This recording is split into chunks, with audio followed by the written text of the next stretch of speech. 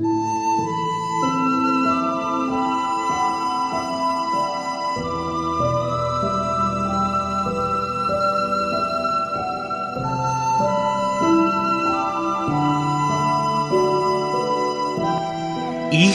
ओर किसी का ध्यान ही नहीं है। किसी किसी के पास इतना कुछ है कि प्रभु को पुकारने की आवश्यकता ही नहीं समझता।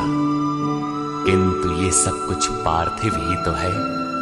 न चाहते हुए भी सारा वैभव यहीं छोड़ जाना पड़ता है। ऐसी स्थिति में ईश्वर की पहचान ही एकमात्र संबल है, जिसे प्रदान कर रहा है यथार्थ गीता का ये कैसेट प्रसारण।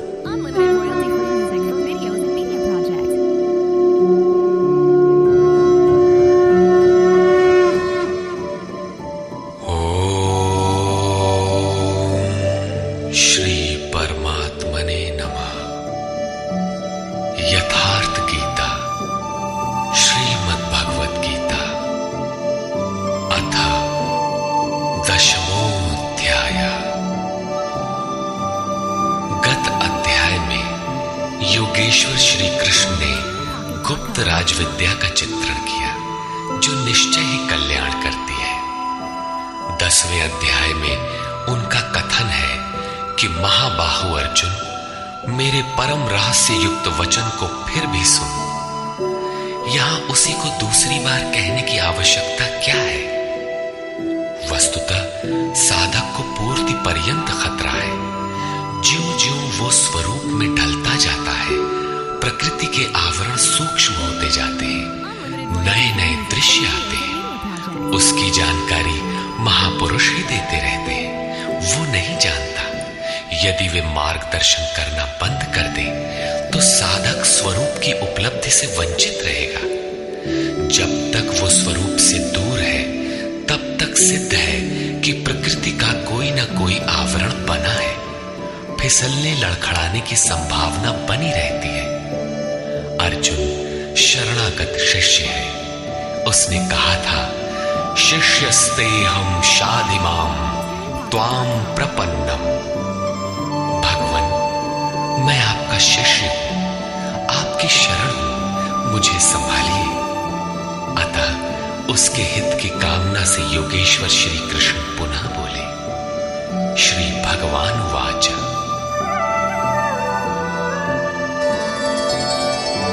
भूयतेव महाबाहो शृणु मे परमं वचः यत्तेऽहं प्रीयमाणाय वक्ष्यामि हितकाम्यया। महाबाहु अर्जुन, मेरे परम प्रभाव युक्त वचन को पुनः सुन, जो मैं तुझ अतिशय प्रेम रखने वाले के हित की इच्छा से कहूंगा।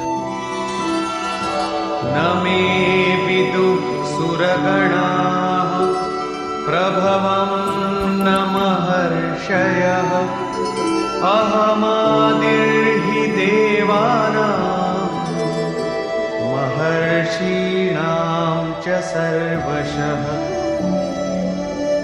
अर्जुन, मेरी उत्पत्ति को न देवता लोग जानते हैं और न महर्षिगण ही जानते हैं। श्री कृष्ण ने कहा था, जन्म कर्म च मे दिव्यम। मेरा वो जन्म और कर्म अलौकिक है, इन चर्म चक्षुओं से देखा नहीं जा सकता। इसलिए मेरे उस प्रकट होने को देव और महर्षि स्तर तक पहुंचे हुए लोग भी नहीं जानते। मैं सब प्रकार से देवताओं और महर्षियों का आदि कारण हूं।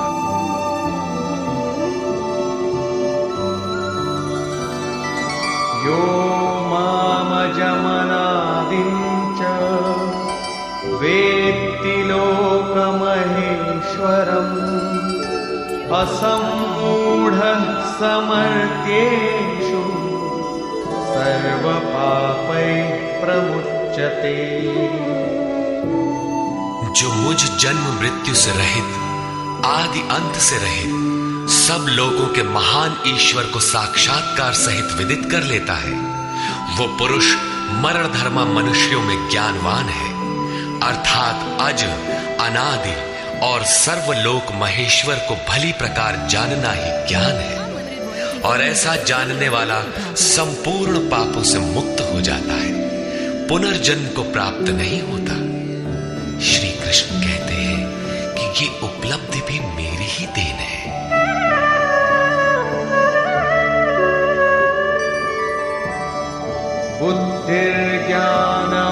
बुद्धिर्ज्ञानमसम्मोहः क्षमा सत्यं दमः शमः सुखं दुःखं भवो भावो भयं चाभयमेव च।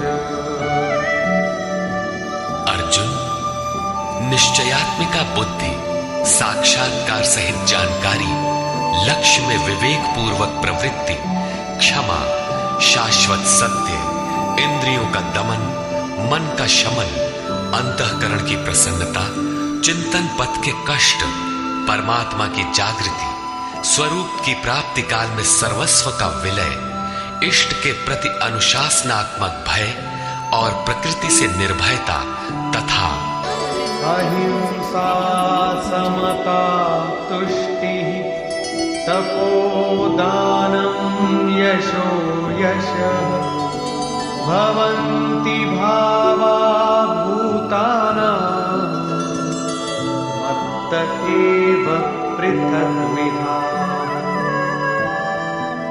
अहिंसा अर्थात अपने आत्मा को अधोगति में न पहुंचाने का आचरण, समता जिसमें विषमता न हो, संतोष मन सहित इंद्रियों को लक्ष्य के अनुरूप तपाना, दान अर्थात सर्वस्व का समर्पण, भगवत पथ में मान अपमान का सहन। इस प्रकार प्राणियों के उपर्युक्त भाव मुझसे ही होते हैं। ये सभी भाव दैवी चिंतन पद्धति के लक्षण हैं। इनका अभाव ही आसुरी संपद है। महर्षयः सप्त पूर्वे चत्वारो मनवस्तथा मद्भावा मानसा जाता येषां लोक इमाः प्रजाः। सप्तर्षि अर्थात योग की 7 क्रमिक भूमिकाएं अर्थात शुभेच्छा, सुविचारणा, तनुमानसा, सत्वापत्ति, असंसक्ति, पदार्था भावना और तुर्यगा तथा इनके अनुरूप अंतःकरण चतुष्टय अर्थात मन, बुद्धि, चित्त और अहंकार, उसके अनुरूप मन जो मेरे में भाव वाला है, ये सब मेरे ही संकल्प से अर्थात मेरी प्राप्ति के संकल्प से तथा जो मेरी ही प्रेरणा से होते हैं, दोनों एक दूसरे के पूरक हैं, उत्पन्न होते हैं। इस संसार में ये अर्थात संपूर्ण दैवी संपद इन्हीं की प्रजा है, क्योंकि सप्त भूमिकाओं के संचार में दैवी संपद ही है, अन्य नहीं। एतां विभूतिं योगं च मम यो वेत्ति तत्त्वतः सोऽविकम्पेन योगेन युज्यते नात्र संशयः। जो पुरुष योग की और मेरी उपर्युक्त विभूतियों को साक्षात्कार के साथ जानता है, वो स्थिर ध्यान योग द्वारा मुझ में एक ही भाव से स्थित होता है। इसमें कुछ भी संशय नहीं है। जिस प्रकार वायु रहित स्थान में रखे दीपक की लौ सीधी जाती है, कंपन नहीं होता, योगी के जीते हुए चित्त की यही परिभाषा है। प्रस्तुत श्लोक में अविकंपेन शब्द इसी आशय की ओर संकेत करता है। अहं सर्वस्य प्रभवो मत्तः सर्वं प्रवर्तते इति मत्वा भजन्ते मां बुधा भाव समन्वितम्। मैं संपूर्ण जगत की उत्पत्ति का कारण हूं, मुझसे ही संपूर्ण जगत चेष्टा करता है। इस प्रकार मानकर श्रद्धा और भक्ति से युक्त विवेकी जन मेरा निरंतर भजन करते हैं। तात्पर्य ये है कि योगी द्वारा मेरे अनुरूप जो प्रवृत्ति होती है उसे मैं ही किया करता हूं, वो मेरा ही प्रसाद है। कैसे है, इसे पीछे स्थान स्थान पर बताया जा चुका है। वे निरंतर भजन किस प्रकार करते हैं, इस पर कहते हैं,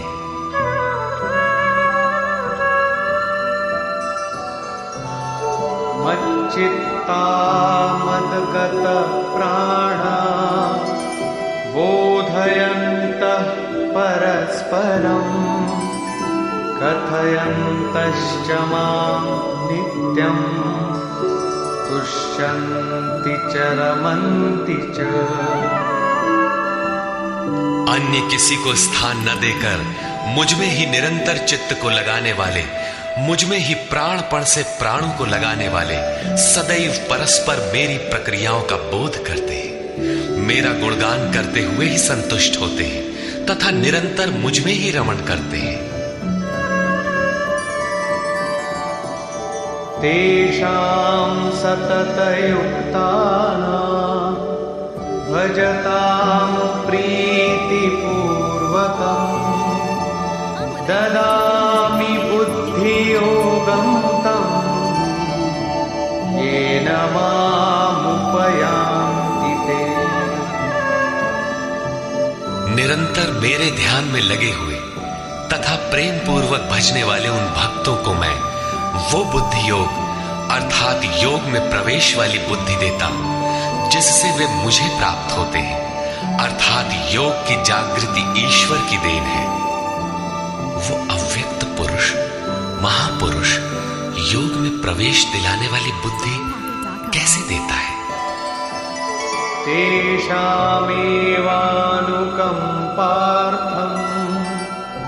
अहमज्ञानजं तमः नाशयाम्यात्मभावस्थो ज्ञानदीपेन भास्वता। उनके ऊपर पूर्ण अनुग्रह करने के लिए मैं उनकी आत्मा से अभिन्न खड़ा होकर, रथी होकर अज्ञान से उत्पन्न हुए अंधकार को ज्ञान रूपी दीपक के द्वारा प्रकाशित कर नष्ट करता हूं। वस्तुतः किसी स्थित प्रज्ञ योगी द्वारा जब तक वो परमात्मा आपके आत्मा से ही जागृत होकर संचालन नहीं करता, तब तक वास्तव में यथार्थ भजन आरंभ ही नहीं होता। वैसे तो भगवान सर्वत्र से बोलने लगते हैं, लेकिन प्रारंभ में वे स्वरूपस्थ महापुरुष द्वारा ही बोलते हैं।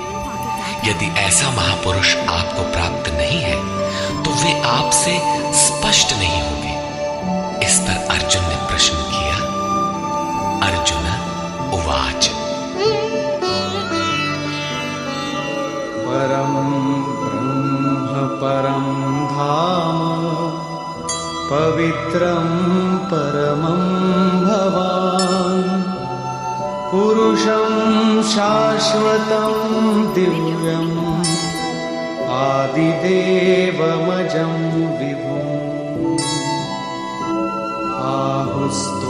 आहुस्त्वामृषयः सर्वे देवर्षिर्नारदस्तथा असितो देवलो व्यासः स्वयं चैव ब्रवीषिमे। भगवान, आप परब्रह्म, परम धाम तथा परम पवित्र हैं, क्योंकि आपको सभी ऋषिगण सनातन दिव्य पुरुष, देवों का भी आदि देव, अजन्मा और सर्वव्यापी कहते हैं। परम पुरुष, परम धाम का ही पर्याय दिव्य पुरुष, अजन्मा आदि शब्द है। देवर्षि नारद, असित, देवल, व्यास तथा स्वयं आप भी मुझसे वही कहते हैं। अर्थात पहले भूतकालीन महर्षि कहते हैं, अब वर्तमान में जिनकी संगत उपलब्ध है, नारद, देवल, असित और व्यास का नाम लिया, जो अर्जुन के समकालीन थे, अर्थात सत्पुरुषों की संगति अर्जुन को प्राप्त थी। आप भी वही कहते हैं। अतः सर्वमेतद्ऋतं मन्ये यन्मां वदसि केशव न हि ते भगवन् व्यक्तिं विदुर्देवान् दानवाः। हे केशव, जो कुछ भी आप मेरे लिए कह रहे हैं वो सब मैं सत्य मानता हूं। आपके व्यक्तित्व को न देवता और न दानव ही जानते हैं। स्वयमेवात्मनात्मानं वेत्थत्वं पुरुषोत्तम भूतभावनभूतेश देवदेव जगत्पते। हे भूतों को उत्पन्न करने वाले, हे भूतों के ईश्वर, हे देव देव, हे जगत के स्वामी, हे पुरुषों में उत्तम, स्वयं आप ही अपने को जानते हैं अथवा जिसकी आत्मा में जागृत होकर आप जना देते हैं वो जानता है। वो भी आपके द्वारा आपका जानना हुआ। इसलिए वक्तुमर्हस्य शेषेण दिव्यायात्मविभूतयः याभिर्विभूतिभिर्लोकान् इमांस्त्वं व्याप्य तिष्ठसि। आप ही अपनी उन दिव्य विभूतियों को संपूर्ण रूप से लेश मात्र भी शेष न रखकर कहने में सक्षम हैं, जिन विभूतियों द्वारा आप इन सब लोगों को व्याप्त करके स्थित हैं। कथं विद्यामहं योगिन् त्वां सदा परिचिन्तयन् केषु केषु च भावेषु चिन्त्योऽसि भगवन्मया। हे योगिन, श्री कृष्ण एक योगी थे। मैं किस प्रकार निरंतर चिंतन करता हुआ आपको जानूं, और हे भगवान, मैं किन किन भावों द्वारा आपका स्मरण करूं। विस्तरेणात्मनो योगं विभूतिं च जनार्दन भूयः कथय तृप्तेहि शृण्वतो नास्ति मे मृतम्। हे जनार्दन, अपनी योग शक्ति को और योग की विभूति को फिर भी विस्तार पूर्वक कहिए। संक्षेप में तो इसी अध्याय के आरंभ में कहा ही है, पुनः कहिए, क्योंकि अमृत तत्व को दिखाने वाले इन वचनों को सुनने से मेरी तृप्ति नहीं होती। रामचरित जे सुनत अघाई, रस विशेष जाना तिन नाई। जब तक प्रवेश नहीं मिल जाता तब तक उसे अमृत तत्व को जानने की पिपासा बनी रहती है। प्रवेश से पूर्व रास्ते में ही यह सोचकर कोई बैठ गया कि बहुत जान लिया, तो उसने नहीं जाना। सिद्ध है कि उसका मार्ग अवरुद्ध होना चाहता है। इसलिए साधक को पूर्ति पर्यंत इष्ट के निर्देशन को पकड़ते रहना चाहिए और उसे आचरण में ढालना चाहिए। अर्जुन की उक्त जिज्ञासा पर योगेश्वर श्री कृष्ण ने कहा, श्री भगवान वाच।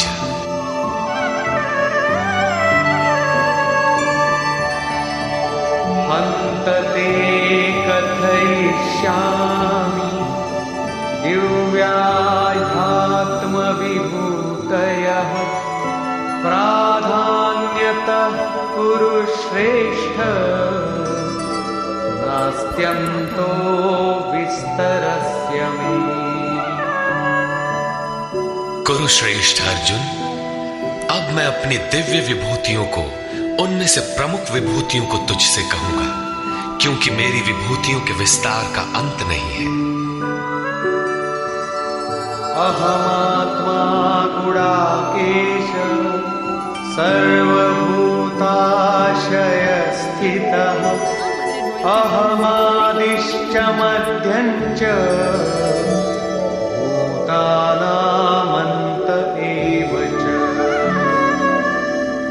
अर्जुन, मैं सब भूतों के हृदय में स्थित सबका आत्मा हूं तथा संपूर्ण भूतों का आदि, मध्य और अंत भी मैं ही हूं, अर्थात जन्म, मृत्यु और जीवन भी मैं ही हूं। आदित्यानामहं विष्णुः ज्योतिषां रविरंशुमान् मरीचिर्मरुतामस्मि नक्षत्राणामहं शशि। मैं अदिति के 12 पुत्रों में विष्णु और ज्योतियों में प्रकाशमान सूर्य हूं। वायु के भेदों में मैं मरीचि नामक वायु और नक्षत्रों में चंद्रमा हूं। वेदानां सामवेदोऽस्मि देवानामस्मि वासवः इन्द्रियाणां मनश्चास्मि भूतानामस्मि चेतना। वेदों में मैं सामवेद अर्थात पूर्ण समत्व दिलाने वाला गायन हूं। देवों में मैं उनका अधिपति इंद्र हूं और इंद्रियों में मन हूं, क्योंकि मन के निग्रह से ही मैं जाना जाता हूं तथा प्राणियों में मैं उनकी चेतना हूं। रुद्राणां शंकरश्चास्मि वित्तेशो यक्षरक्षसां वसूनां पावकश्चास्मि मेरुः शिखरिणामहम्। 11 रुद्रों में मैं शंकर हूं। शंख धन अर सा शंकर अर्थात शंकाओं से उपराम अवस्था में हूं। यक्ष तथा राक्षसों में मैं धन का स्वामी कुबेर हूं। 8 वसुओं में मैं अग्नि और शिखर वालों में सुमेरु अर्थात शुभों का मेल मैं हूं। वही सर्वोपरि शिखर है, न कि कोई पहाड़ी। वस्तुतः ये सब योग साधना के प्रतीक है, यौगिक शब्द है। पुरोधसां च मुख्यं मां विद्धि पार्थ बृहस्पतिं सेनानीनामहं स्कन्दः सरसामस्मि सागरः। पुर की रक्षा करने वाले पुरोहितों में बृहस्पति मुझे ही जान, जिससे दैवी संपत्ति का संचार होता है। और हे पार्थ, सेनापतियों में मैं स्वामी कार्तिकेय हूं।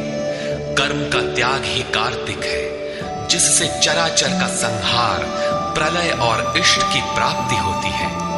जलाशयों में मैं समुद्र हूं। महर्षीणां भृगुरहं गिरामस्म्येकमक्षरम्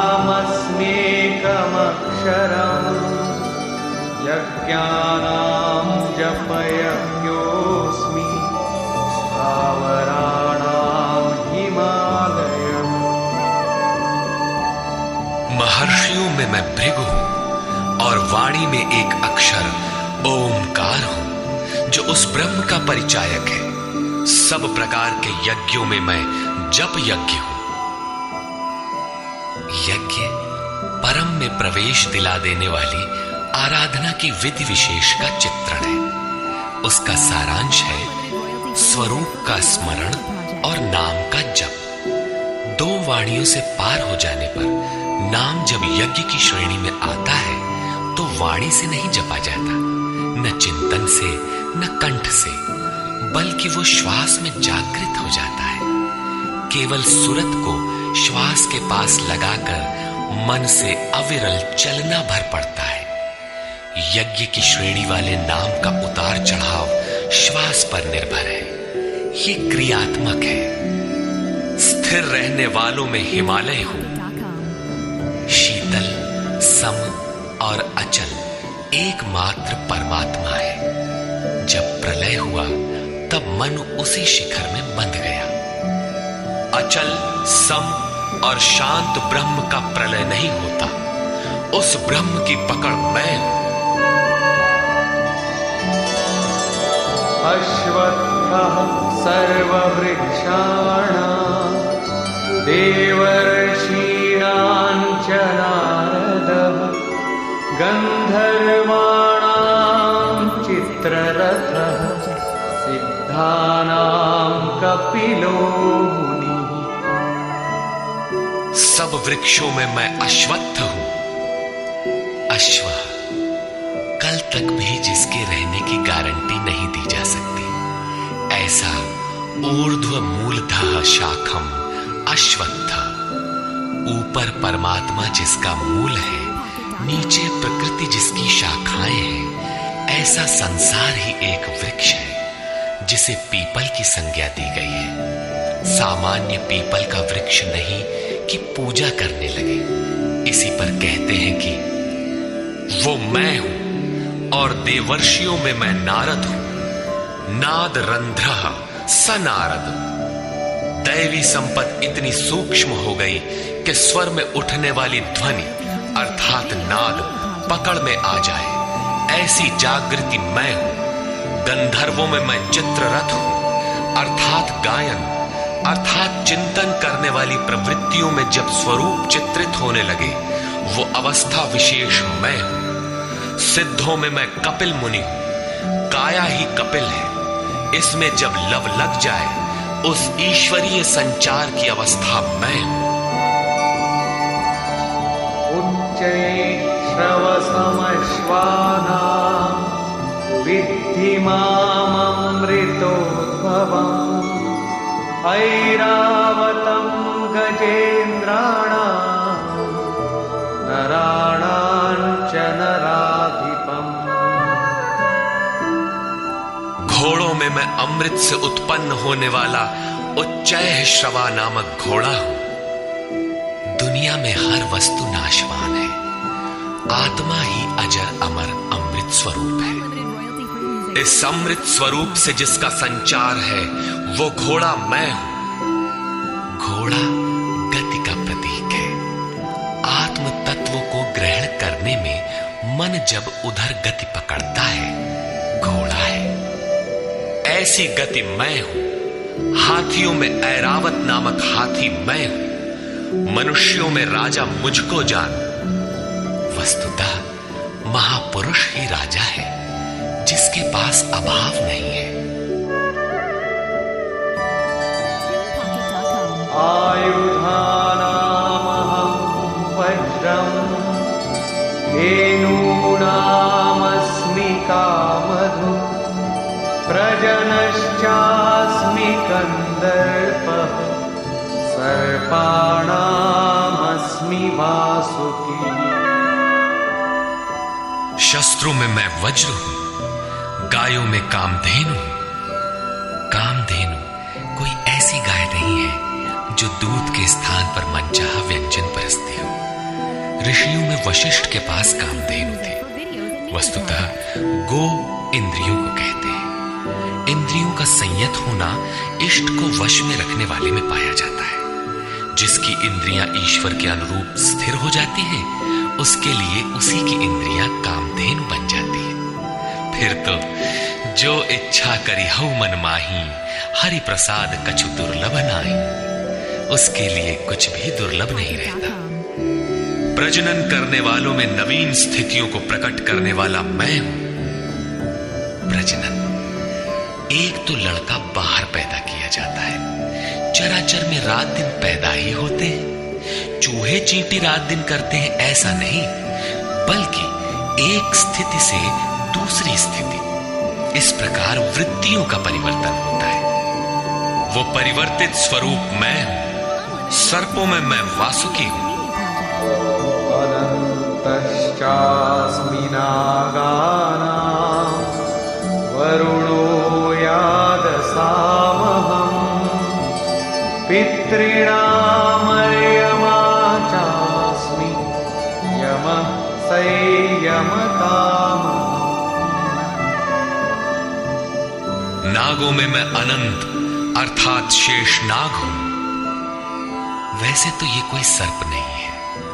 गीता की समकालीन पुस्तक श्रीमद् भागवत में इसके रूप की चर्चा है कि इस पृथ्वी से 30,000 योजन की दूरी पर उस परमात्मा की वैष्णवी शक्ति है, जिसके सिर पर यह पृथ्वी सरसों के दाने की तरह भार रहित टिकी है।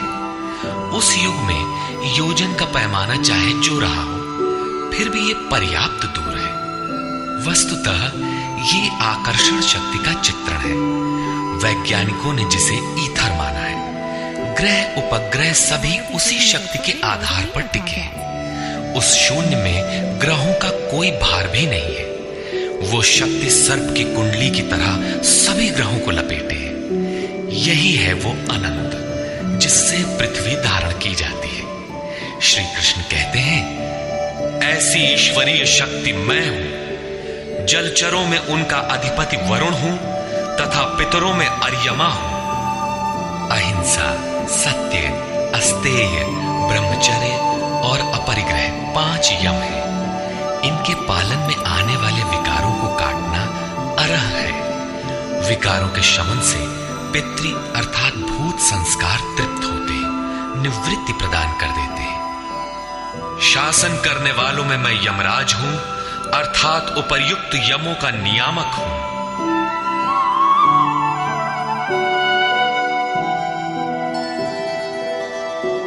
प्रह्लादश्चास्मि दैत्यानां कालः कलयतामहम् मृगाणां च मृगेन्द्रोऽहम् वैनतेयश्च पक्षिणाम्। मैं दैत्यों में प्रहलाद हूं, पर आह्लाद, पर के लिए आह्लाद।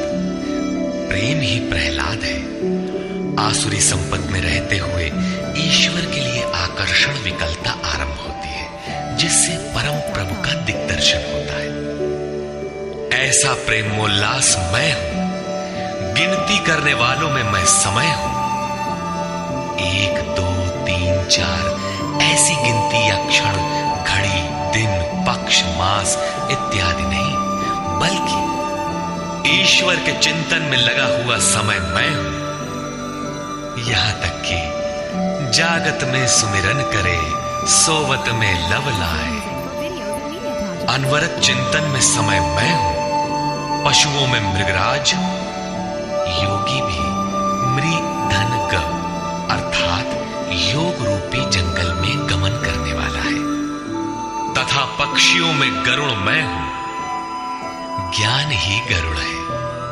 जब ईश्वरीय अनुभूति आने लगती है, तब यही मन अपने आराध्य भगवान की सवारी बन जाता है। और जब यही मन संशय से युक्त है, तब सर्प होता है, डसता रहता है, योनियों में फेंकता है। गरुड़ विष्णु की सवारी है। जो सत्ता विश्व में अणु रूप से संचारित है, ज्ञान संयुक्त मन उसे अपने में धारण करता है, उसका वाहक बनता है। श्री कृष्ण कहते हैं, इष्ट को धारण करने वाला मन मैं हूं। पवन पवतामस्मि रामः शस्त्रभृतामहम् झषाणां मकरश्चास्मि स्रोतसामस्मि जाह्नवी। पवित्र करने वालों में मैं वायु हूं, शस्त्रधारियों में राम हूं। रमन्ति योगिनः यस्मिन् स रामः। योगी किसमें रमण करते हैं? अनुभव में। ईश्वर इष्ट रूप में जो निर्देशन देता है, योगी उसमें रमण करते हैं। उस जागृति का नाम राम है और वो जागृति मैं हूं। मछलियों में मगर तथा नदियों में गंगा मैं हूं। सर्गाणामादिरन्तश्च मध्यं चैवाहमर्जुन अध्यात्मविद्या विद्यानां वादः प्रवदतामहम्। हे अर्जुन, सृष्टियों का आदि, अंत और मध्य मैं ही हूं। विद्याओं में अध्यात्म विद्या मैं हूं। जो आत्मा का आधिपत्य दिला दे वो विद्या मैं हूं। संसार में अधिकांश प्राणी माया के आधिपत्य में है। राग, द्वेष, काल, कर्म, स्वभाव और गुणों से प्रेरित है। इनके आधिपत्य से निकालकर आत्मा के आधिपत्य में ले जाने वाली विद्या मैं हूं, जिसे अध्यात्म विद्या कहते हैं। परस्पर होने वाले विवादों में ब्रह्म चर्चा में जो निर्णायक है, ऐसी वार्ता मैं हूं। शेष निर्णय तो अनिर्णीत होते हैं।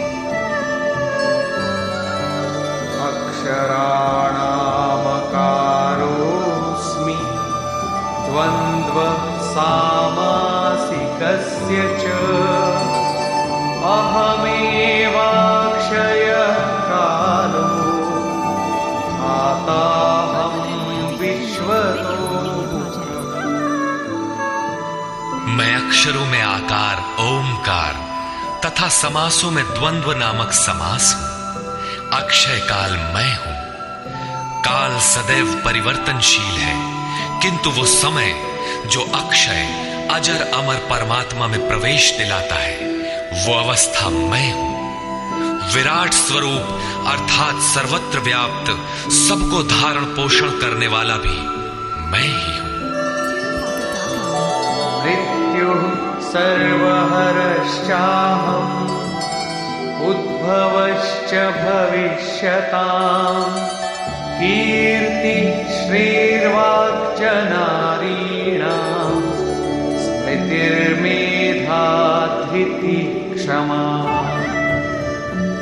मैं सबका नाश करने वाला मृत्यु और आगे होने वालों की उत्पत्ति का कारण हूं। स्त्रियों में मैं यश, शक्ति, वाक्पटुता, स्मृति, मेधा अर्थात बुद्धि, धैर्य और क्षमा मैं हूं। अध्याय 15 में श्लोक 16 के अनुसार पुरुष दो ही प्रकार के होते हैं, क्षर और अक्षर। संपूर्ण भूतादिकों की उत्पत्ति और विनाश वाले ये शरीर क्षर पुरुष हैं। वे नर, मादा, पुरुष अथवा स्त्री कुछ भी कहलाए, श्री कृष्ण के शब्दों में पुरुष ही है। दूसरा है अक्षर पुरुष, जो कूटस्थ चित्त के स्थिर काल में देखने में आता है। यहां भी बुद्धि इत्यादि स्त्रियों के ही गुण बताए गए। क्या इन सद्गुणों की आवश्यकता पुरुषों के लिए नहीं है?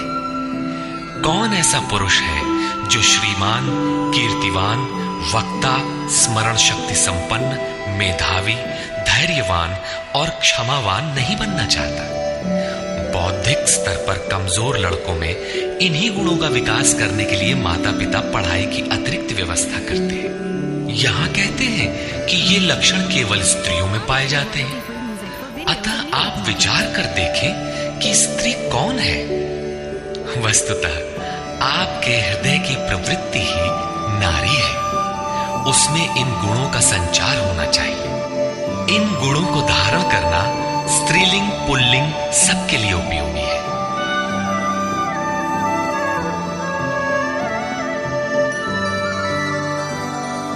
बृहत्साम तथा साम्ना गायत्री छन्दसामहम् मासानां मार्गशीर्षोऽहम् ऋतूनां कुसुमाकरः। गायन करने योग्य श्रुतियों में मैं बृहत् साम अर्थात वृहत से संयुक्त समत्व दिलाने वाला गायन हूं, अर्थात ऐसी जागृति मैं हूं। छंदों में गायत्री छंद मैं हूं। गायत्री कोई मंत्र नहीं है जिसे पढ़ने से मुक्ति मिलती हो, वरन एक समर्पणात्मक छंद है। 3 बार विचलित होने के पश्चात ऋषि विश्वामित्र ने अपने को इष्ट के प्रति समर्पित करते हुए कहा, ओम भूर्भुवः स्वः तत्सवितुर्वरेण्यं भर्गो देवस्य धीमहि धियो यो नः प्रचोदयात्। अर्थात भूः, भुवः और स्वः तीनों लोकों में तत्व रूप से व्याप्त देव आप ही वरेण्य हैं। हमें ऐसी बुद्धि दे, ऐसी प्रेरणा करे कि हम लक्ष्य को प्राप्त कर लें। ये मात्र एक प्रार्थना है। साधक अपनी बुद्धि से यथार्थ निर्णय नहीं ले पाता कि मैं कब सही हूं और कब गलत। उसकी ये समर्पित प्रार्थना मैं हूं जिसमें निश्चित कल्याण है, क्योंकि वो मेरे आश्रित हुआ है। मासों में शीर्षस्थ मार्ग में हूं और जिसमें सदैव बहार हो, ऐसा ऋतु, हृदय की ऐसी अवस्था भी मैं ही हूं। यूतं छलयतामस्मि तेजस्तेजस्विनामहम् जयोऽस्मि व्यवसायोऽस्मि सत्वं सत्ववतामहम्। तेजस्वी पुरुषों का तेज मैं हूं, जुए में छल करने वालों का छल मैं हूं। तब तो अच्छा है जुआ खेलें, उसमें कल बल छल करें, वही भगवान है। नहीं, ऐसा कुछ नहीं है।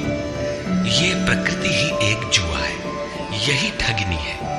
इस प्रकृति के द्वंद्व से निकलने के लिए दिखावा छोड़कर छिपाव के साथ गुप्त रूप से भजन करना ही छल है। छल है तो नहीं, किंतु बचाव के लिए आवश्यक है।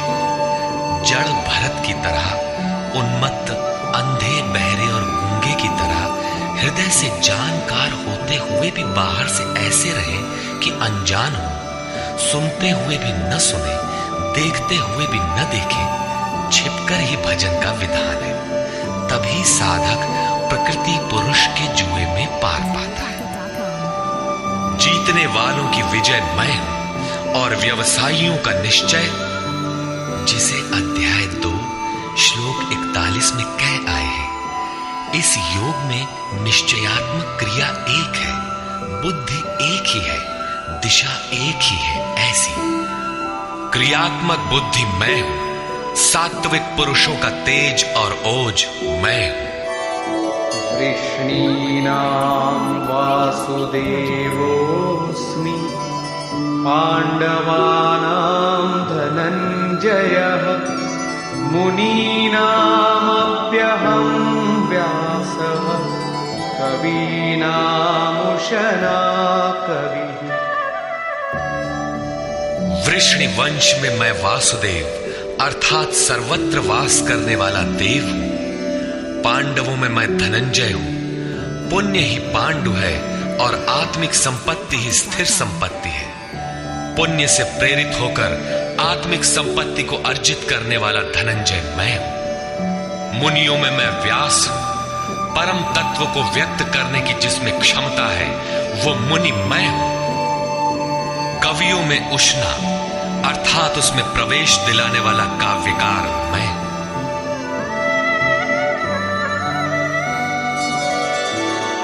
दण्डोदमयतामस्मि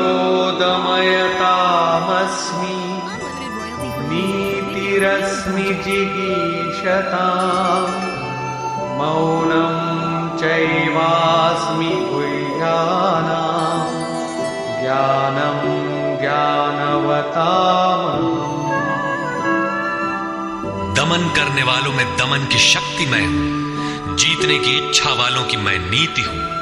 गुप्त रखने योग्य भावों में मौन हूं और ज्ञानवानों में साक्षात के साथ मिलने वाली जानकारी, पूर्ण ज्ञान मैं हूं। यच्चापि सर्वभूतानां बीजं तदहमर्जुन न तदस्ति विना यत्स्यात् मया भूतं चराचरम्। अर्जुन, सब भूतों की उत्पत्ति का कारण भी मैं ही हूं, क्योंकि चर और अचर ऐसा कोई भी भूत नहीं है जो मुझसे रहित हो। मैं सर्वत्र व्याप्त हूं, सब मेरे ही सकाश से है। नान्तोऽस्ति मम दिव्यानां विभूतीनां परन्तप एष तूद्देशतः प्रोक्तो विभूतेर्विभूतिः। विस्तरो मया।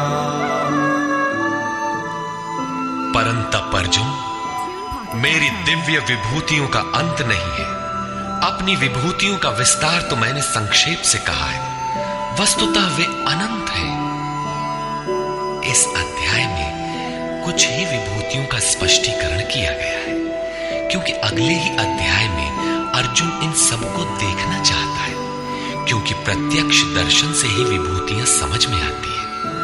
विचारधारा समझने के लिए इसी से थोड़ा अर्थ दिया गया है। यद्यद् विभूतिमत्सत्त्वं श्रीमदूर्जितमेव वा तत्तदेवावगच्छत्वं मम तेजोंशसंभवम्।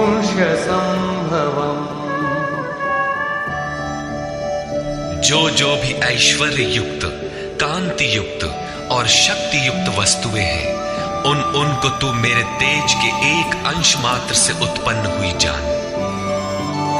अथवा बहुनैतेन किं ज्ञातेन तवार्जुन विष्टभ्याहमिदं कृत्स्नम् एकांशेन स्थितो जगत्।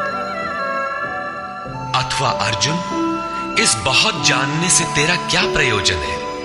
मैं इस संपूर्ण जगत को एक अंश मात्र से धारण करके स्थित हूं। उपर्युक्त विभूतियों के वर्णन का तात्पर्य ये नहीं है कि आप या अर्जुन इन सभी वस्तुओं को पूजने लगे, बल्कि श्री कृष्ण का आशय केवल इतना ही है कि इन सब ओर से श्रद्धा समेट कर केवल उन अविनाशी परमात्मा में लगावे। इतने से ही उनका कर्तव्य पूर्ण हो जाता है। निष्कर्ष, इस अध्याय में श्री कृष्ण ने कहा कि अर्जुन, मैं तुझे पुनः उपदेश करूंगा, क्योंकि तू मेरा अतिशय प्रिय है। पहले कह चुके हैं, फिर भी कहने जा रहे हैं, क्योंकि पूर्ति पर्यंत सद्गुरु से सुनने की आवश्यकता रहती है। मेरी उत्पत्ति को न देवता और न महर्षिगण ही जानते हैं, क्योंकि मैं उनका भी आदि कारण हूं। अव्यक्त स्थिति के पश्चात की सार्वभौम अवस्था को वही जानता है जो हो चुका है। जो मुझ अजन्मा, अनादि और संपूर्ण लोकों के महान ईश्वर को साक्षात्कार सहित जानता है, वही ज्ञानी है। बुद्धि, ज्ञान, असम्मूढ़ता, इंद्रियों का दमन, मन का शमन, संतोष, तप, दान और कीर्ति के भाव अर्थात दैवी संपत्ति के उक्त लक्षण मेरी देन है। 7 महर्षिजन अर्थात योग की 7 भूमिकाएं, उससे भी पहले होने वाले तदनुरूप अंतःकरण, चतुष्टय और इनके अनुकूल मन जो स्वयंभू है, स्वयं रचयिता है, ये सब मुझ में भाव वाले, लगाव और श्रद्धा वाले हैं, जिनकी संसार में संपूर्ण प्रजा है। ये सब मुझसे ही उत्पन्न है, अर्थात साधनामयी प्रवृत्तियां मेरी ही प्रजा है। इनकी उत्पत्ति अपने से नहीं, गुरु से होती है। जो उपर्युक्त मेरी विभूतियों को साक्षात जान लेता है, वह निस्संदेह मुझ में एक ही भाव से प्रवेश करने योग्य है। अर्जुन, मैं ही सबकी उत्पत्ति का कारण हूं, ऐसा जो श्रद्धा से जान लेते हैं, वे अनन्य भाव से मेरा चिंतन करते हैं, निरंतर मुझ में मन, बुद्धि और प्राणों से लगने वाले होते हैं, आपस में मेरा गुण चिंतन और मुझ में रमण करते हैं। उन निरंतर मुझसे संयुक्त हुए पुरुषों को मैं योग में प्रवेश करने वाली बुद्धि प्रदान करता हूं। यह भी मेरी ही देन है। किस प्रकार बुद्धि योग देते हैं? तो अर्जुन, आत्मभावस्थ उनकी आत्मा में जागृत होकर खड़ा हो जाता हूं और उनके हृदय में अज्ञान से उत्पन्न अंधकार को ज्ञान रूपी दीपक से नष्ट करता हूं। अर्जुन ने प्रश्न किया कि भगवान, आप परम पवित्र, सनातन, दिव्य, अनादि और सर्वत्र व्याप्त हैं, ऐसा महर्षिगण कहते हैं, तथा वर्तमान में देवर्षि नारद, देवल, व्यास और आप भी वही कहते हैं। यह सत्य भी है कि आपको न देवता जानते हैं और न दानव। स्वयं आप जिसे जना दें वही जान पाता है। आप ही अपनी विभूतियों को कहने में समर्थ हैं। अतः जनार्दन, आप अपनी विभूतियों को विस्तार से कहिए। पूर्ति पर्यंत इष्ट से सुनते रहने की उत्कंठा बनी रहनी चाहिए। आगे इष्ट के अंतराल में क्या है, उसे साधक क्या जाने। इस पर योगेश्वर श्री कृष्ण ने एक एक करके अपनी प्रमुख विभूतियों का लक्षण संक्षेप में बताया, जिनमें से कुछ तो योग साधन में प्रवेश करने के साथ मिलने वाली अंतरंग विभूतियों का चित्रण है, और शेष कुछ समाज में रिद्धियों सिद्धियों के साथ पाई जाने वाली विभूतियों पर प्रकाश डाला। और अंत में उन्होंने बल देकर कहा, अर्जुन, बहुत कुछ जानने से तेरा क्या प्रयोजन है। इस संसार में जो कुछ भी तेज और ऐश्वर्य युक्त वस्तुएं हैं, वह सब मेरे तेज के अंश मात्र में स्थित हैं। वस्तुतः मेरी विभूतियां अपार हैं। ऐसा कहते हुए योगेश्वर ने इस अध्याय का पटाक्षेप किया। इस अध्याय में श्री कृष्ण ने अपनी विभूतियों की मात्र बौद्धिक जानकारी दी, जिससे अर्जुन की श्रद्धा सब ओर से सिमटकर एक इष्ट में लग जाए। किंतु बंधुओं, सब कुछ सुन लेने और बाल की खाल निकालकर समझ लेने के बाद भी चलकर उसे जानना शेष ही रहता है। यह क्रियात्मक पथ है। संपूर्ण अध्याय में योगेश्वर की विभूतियों का ही वर्णन है। अतः ओम तत्सदिति श्रीमद्भगवद गीता सूपनिषत्सु ब्रह्म विद्यायाम योग शास्त्रे श्री कृष्णार्जुन संवादे विभूति वर्णन योगो नाम 10मोऽध्याय। इस प्रकार स्वामी अड़गड़ानंद कृत श्रीमद् भगवद गीता के भाष्य यथार्थ गीता का 10वां अध्याय पूर्ण होता है। हरि ओम तत्सत।